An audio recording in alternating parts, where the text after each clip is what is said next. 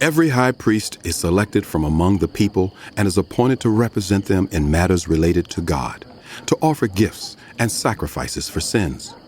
He is able to deal gently with those who are ignorant and going astray, since he himself is subject to weakness. This is why he has to offer sacrifices for his own sins, as well as for the sins of the people. And no one takes this honor on himself, but he receives it when called by God, just as Aaron was.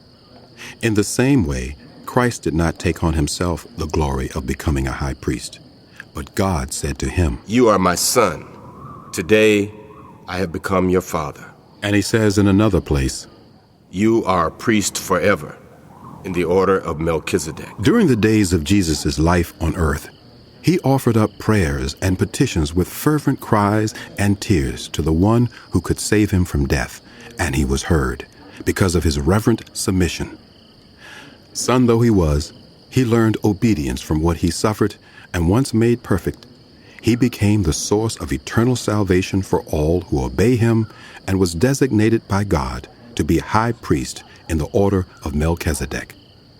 We have much to say about this, but it is hard to make it clear to you because you no longer try to understand.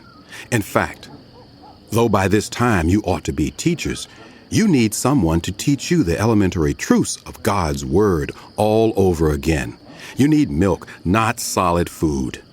Anyone who lives on milk, being still an infant, is not acquainted with the teaching about righteousness.